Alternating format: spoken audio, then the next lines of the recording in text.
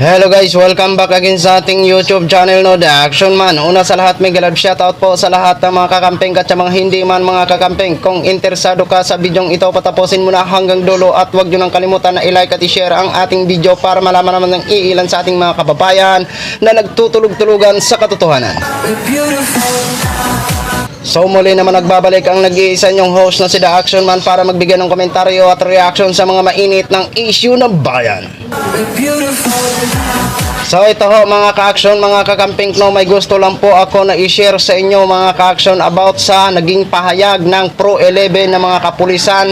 Siguro ito ay lugar ng Davao ho mga ka-action, na kung saan sinabi ho nila ay wala pa silang natatanggap na arrest warrant laban dito kay Kibuloy ho mga ka-action. Pero kung halimbawa may arrest warrant na, ay handa po nila itong ipatupad ang nasabing arrest warrant at wala ho silang kilalanin kahit sinong tao pa. So, good job po ito sa mga Pro 11 ng ating mga kapulisan.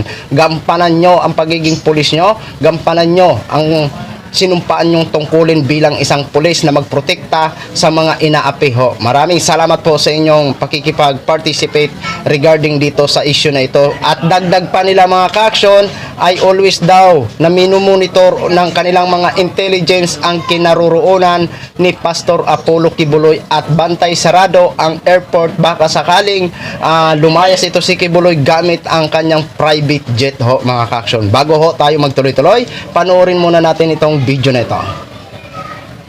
Kinumpirma ng Police Regional Office 11 na wala pa silang natatanggap na kopya ng warrant of arrest mula sa Senado para arestuhin ng religious group leader na si Apollo Kibuloy dahil sa kasong sexual abuse.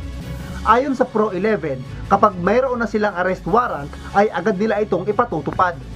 Impose yun nato na kay ang kapulisan as a law enforcers wala ta nagapili o kinsa nga tao unsa man na iyang status sa society o unsa iyang personalidad.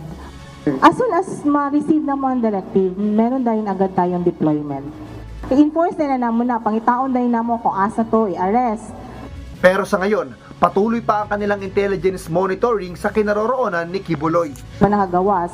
Pero wala man po'y confirmation nga naroon po siya sa Davao City. But if nasa Davao City, paganahon natong intelligence nato community, and then kato kung mag-posting po ta sa GMC or sa Yambalay kung pasinday mo uli or mo adto ana ng mga lugar.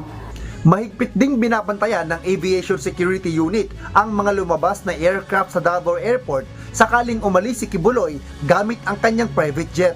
Before an aircraft will take off, nangingi po yan ng clearance. And dun sa clearance na yun, may tatlo pong signatories dun.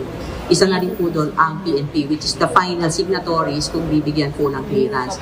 But if ever meron pong mga notice or information or kung ano mang pong documents na to hold yung kanilang light, that would be the standing authority of the CAAP itself.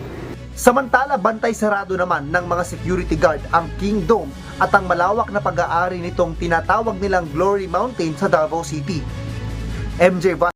So yun na ho mga ka-action, mga kakamping no, napakinggan na po natin at napanood na po natin. So alam po natin sa laban ngayon ni Senadora Risa Hontiveros laban dito kay Kibuloy ho mga ka-action ay parang tagilid ho mga ka-action. Kasi alam naman po natin na mayroon silang 7 days para makakalap ng pirma para iurong ang nasabing contempt order na laban dito kay Kibuloy ho mga ka-action, at 4 na ang nasabing may siguro na pipirma ho mga ka-action. Kaya kahit sa medyo tagilid pa ha, medyo tagilid ang laban ni Senadora Risa Hontiveros, hindi ho tayo titigil sa pag-iingay para suportahan ang laban ni Senadora Risa Hontiveros ho mga ka-action. I-share ho natin ang mga video, ang mga bawat content ng ating mga kakamping na lumalaban dito sa laban ni Senate Risa Hontiveros, at i-hashtag nyo po mga ka-action na hashtag arrest Pastor Apollo Kibuloy ho mga ka-action. Tayo po ay manawagan. Alam ko po na tayo ay may kanya-kanyang social media platform at marami po tayong mga kaibigan na mga followers, kaya kami po ay nakikiusap sa inyo na sana magkaisa po tayo sa ganitong sitwasyon sa laban ni Senadora Risa Hontiveros, dahil alam naman po natin ang mga miyembro ni Senate Risa Hontiveros sa nasabing komite ay hindi po nagpa-participate. So ano po pa ang ibig sabihin nung kapag hindi sila nagpa-participate. Kaya wag nating asahan ng 100% na sila ay hindi pipirma sa nasabing pagpakalap ng pirma ni Senator Robin Padilla ho, mga ka-aksyon. Kaya dito sa laban na to, tayo ang kakampi ni Senadora Risa Hontiveros. At pagdating ng midterm election, alam na po kung sino ang dapat iboto at sino ang dapat i-jump. So yun lang ho, mga ka-action, mga kakamping no, share ko lang ho sa inyo. Maraming salamat po sa ating mga viewers Luzon, Visayas at Mindanao all over the world. Ako po ang inyong lingkod, si The Action Man. Have a good day, everyone. Beautiful.